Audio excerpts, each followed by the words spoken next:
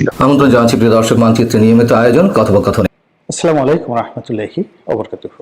সম্মানিত দর্শক, আজকের যে শিরোনামটি মূলত তারেক রহমান সাহেবকে উদ্দেশ্য করে, যদিও পুরো বক্তব্য তারেক রহমান সাহেবকে নিয়ে আবর্তিত হবে, তবুও তার মধ্যে বাংলাদেশের ইতিহাস থাকবে এবং আমরা যারা বাংলাদেশের সাধারণ মানুষ আগামীতে আমরা কি ধরনের বহু রাজনৈতিক যে চক্রান্ত, আন্তর্জাতিক চক্রান্ত, সেই চক্রান্তের খপ্পরে পড়তে যাচ্ছি, সে বিষয়গুলো আমি আমার দৃষ্টি থেকে যতটুকু দেখছি সেই বিষয়গুলো খোলামেলাভাবে উপস্থাপন করব।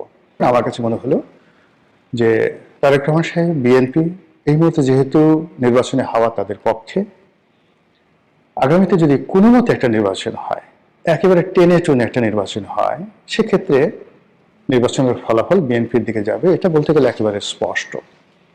আর তারেক রহমান সাহেব প্রধানমন্ত্রী হবেন, এটা আরো স্পষ্ট। এই জন্য যে সকল ধড়িবাজ লোক আছে, ধান্দাবাজ লোক আছে, তারা রীতিমতো বিএনপি এবং তারেক রহমান সাহেবের পক্ষে নিজেদের যা কিছু আছে সব কিছু নিয়ে তারা ঝাঁপিয়ে পড়ছে।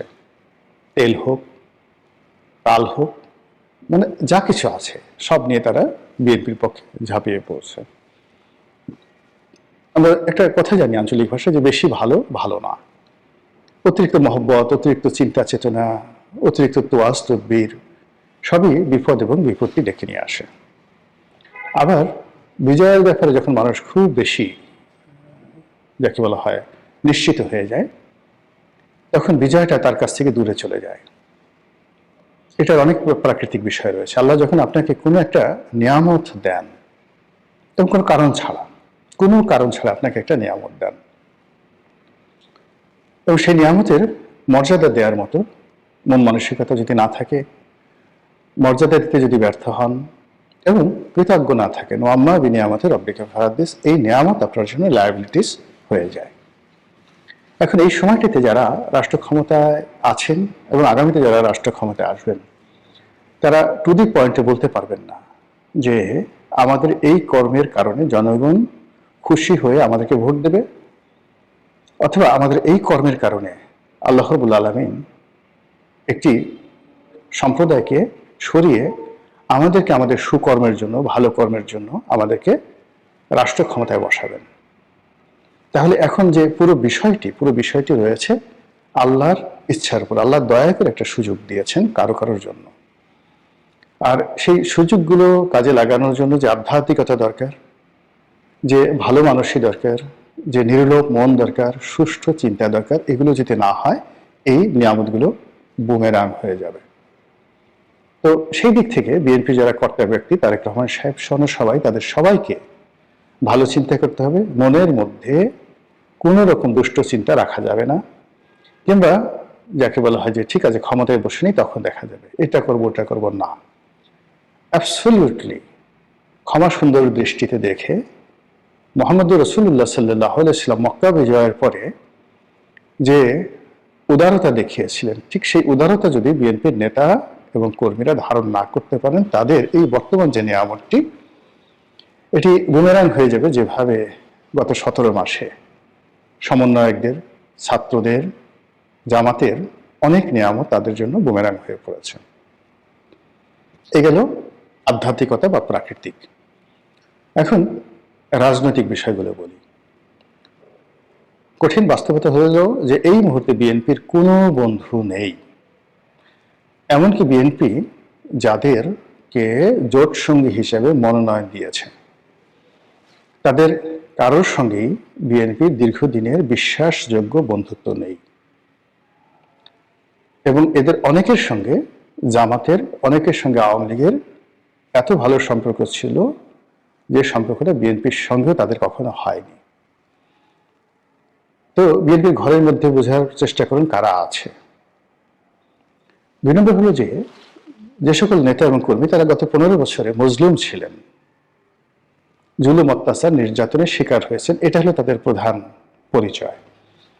কিন্তু সততা, শিক্ষা, দীক্ষা, ন্যায়পরায়ণতা, দেশপ্রেম, যোগ্যতা, কোনো একটা বিষয় দলকে এবং দেশকে বিশ্বের মানচিত্রে তুলে ধরবেন বা পার্লামেন্টে তুলে ধরবেন, জাতির কাছে উদাহরণ হিসেবে তুলে ধরবেন, বুকে হাত দিয়ে বলুন তো কোন মানুষটি সম্পর্কে জনাব তারেক রহমান শতভাগ বিশ্বাস স্থাপন করতে পারছেন বা শ্রদ্ধা করতে পারছেন এই কয়েকদিনের মধ্যে দেশে আসার পরে কিংবা দেশে আসার আগে।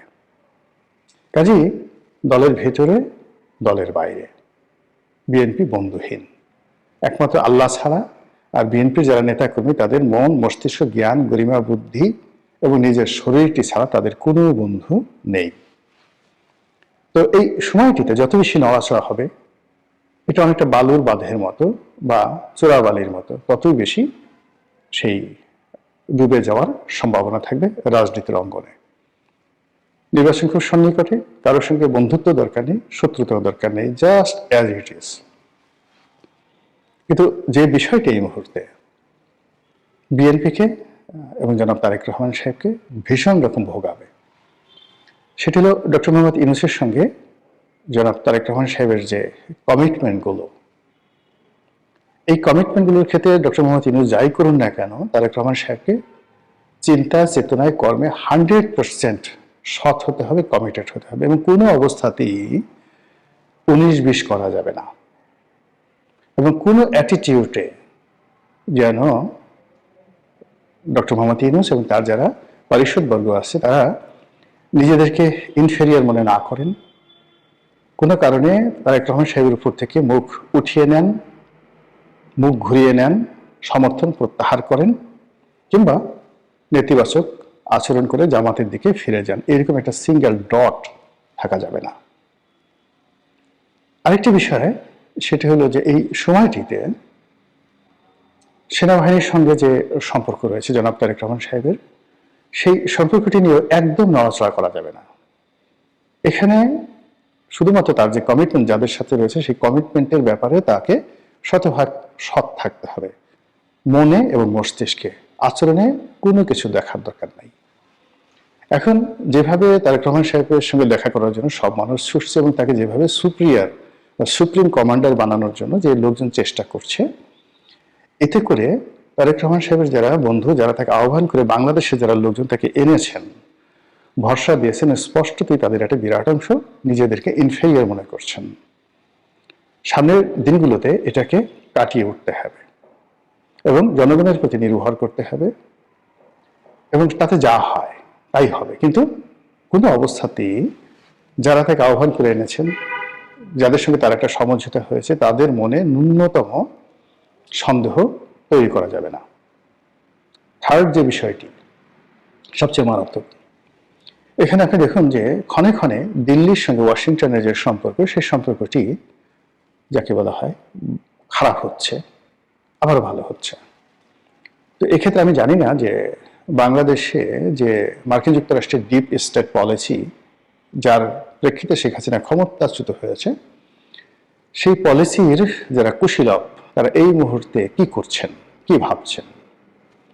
এই ডিপ স্টেট পলিসির যারা লোকজন রয়েছেন তাদের সঙ্গে কি ডোনাল্ড ট্রাম্পের আসলে সম্পর্ক আছে কিনা, বা ডোনাল্ড ট্রাম্প বাংলাদেশের যে পরিবেশ, পরিস্থিতি, রাজনীতি, এটি কি সরাসরি নিজে হ্যান্ডেল করতে চাচ্ছেন, নাকি ডিপ স্টেট থিওরির মাধ্যমে পরিচালনা করতে চাচ্ছেন, নাকি তার যে পূর্বসূরি জো বাইডেন সরকার বা ওবামা সরকার তাদের মতো করে ভারতে দিল্লির চোখ দিয়ে দেখতে চাচ্ছেন। এটা জনাব তারেক রহমান সাহেবকে খুব সতর্কভাবে বুঝতে হবে।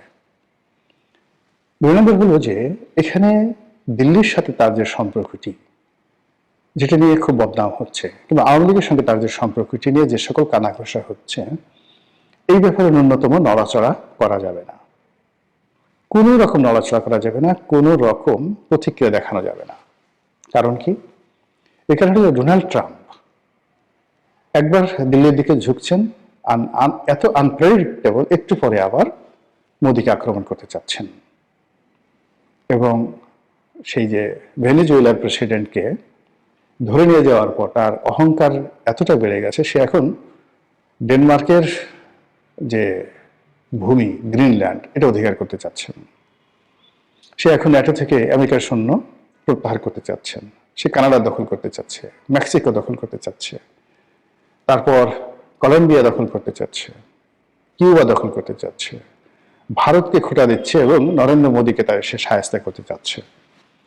কাজেই এখানে যদি ডোনাল্ড ট্রাম্পের সাথে, ডিপ স্টেটের সাথে, আমেরিকার সাথে তারেক রহমান সাহেবের কোনো সমঝোতা থাকে, সম্পর্ক থাকে এবং এটা দিল্লি টের পায়, দিল্লি মুহূর্তের মধ্যে রিভার্স হয়ে যাবে। আবার দিল্লির সঙ্গে যদি তারেক রহমান সাহেবের কোনো যোগাযোগ থাকে, এটা যদি আমেরিকা টের পায়, তাহলে ডোনাল্ড ট্রাম্প কি করতে পারে আপনি বুঝতে পারেন। ফলে এখানেও তাকে যথেষ্ট প্রজ্ঞা নিয়ে, বুদ্ধি নিয়ে, মেধা নিয়ে পুরো পরিস্থিতি তাকে মূল্যায়ন করতে হবে, তারপর নড়াচড়া করতে হবে। এবং এখন যেটা ডেইলি স্টারের যে সম্পাদক যে কথাগুলো বলছেন, যে মত প্রকাশের স্বাধীনতা দূরের কথা, বেঁচে থাকাটাই তো এখন সমস্যায় দেখা দিয়েছে। তারেক রহমান সাহেব এবং বিএনপির এখন যে অবস্থা, বাইরে থেকে আপনারা দেখছেন ক্ষমতায় আসবে, প্রধানমন্ত্রী হবে, এটা একটা সাইড।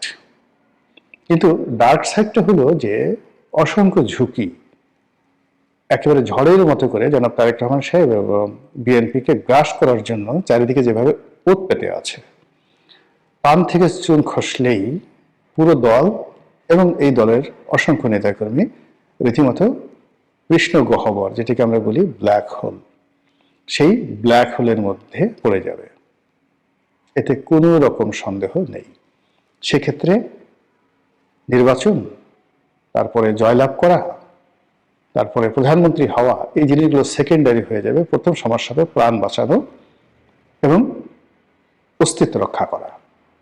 এবং আওয়ামী লীগ জমানাতে তাদের যতটুকু ছিল সেটাও এখন এই যে নতুন যে একটা ঝুঁকির মধ্যে পড়েছে, সেই ঝুঁকির কারণে সেটি আরো ভয়ঙ্কর হয়ে পড়েছে। ডোনাল্ড ট্রাম্পকে কোনো অবস্থাতেই বিশ্বাসও করা যাচ্ছে না, অবিশ্বাসও করা যাচ্ছে না, অ্যাভয়েডও করা যাচ্ছে না, ধারণও করা যাচ্ছে না। এবং প্রধান দল হিসেবে তাকে এই জিনিসগুলো করতে হবে। এবং আমেরিকানরা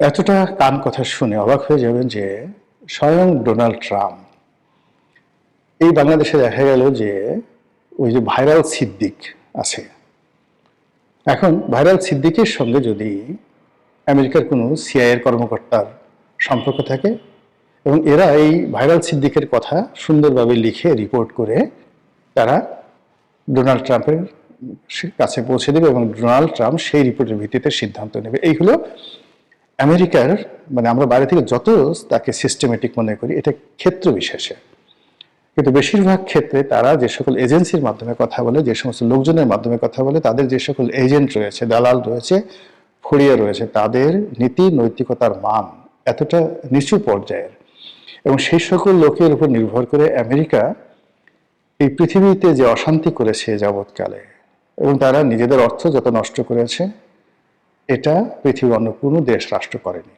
একটা রাষ্ট্র কেবল নিজেদের দেশের জনগণের কাছে $13 ট্রিলিয়ন দেনা আছে। 1000 বিলিয়নে 1 ট্রিলিয়ন, 1 বিলিয়নে 12,000 কোটি টাকা।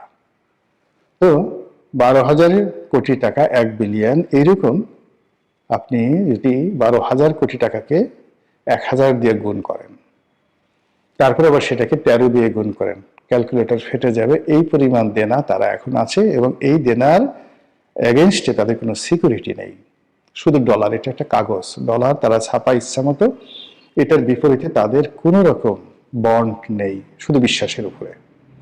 পুরো পৃথিবী, আমেরিকার পতন, তারা এখন যেভাবে পৃথিবী চালাচ্ছে, তাদের পতন মানে সারা পৃথিবীর পতন। তো এই যে আমেরিকা মধ্যপ্রাচ্য থেকে তারা উঠে এসেছে, তারপর দক্ষিণ আমেরিকাতে তারা নতুন করে সাম্রাজ্যবাদী নীতি চালু করেছে, এবং দক্ষিণ পূর্ব এশিয়াতে তারা নতুন করে মনোনিবেশ করেছে মায়ানমার এবং বাংলাদেশের দিকে। তো সেক্ষেত্রে জনাব তারেক রহমান সাহেব যদি রাষ্ট্রের প্রধানমন্ত্রী হন বা আগামীর প্রধানমন্ত্রী হন, তাহলে তাকে এই আমেরিকার deep state policy, Donald Trump এবং তাদের যে পররাষ্ট্র নীতির সম্পর্কে কারো কথাই নয়, নিজে পড়াশোনা করে তাকে দক্ষতা, অভিজ্ঞতা অর্জন করতে হবে। এবং he has to make a huge question about American policy. যখন তার মনে অনেক প্রশ্ন আসবে, তিনি অনেক বিশেষজ্ঞকে জিজ্ঞাসা করবেন যে ভাই এটা কি, ওটা কি, ঠিক সেই সময় হয়তো মনে হবে যে তিনি সঠিক পথে আছেন।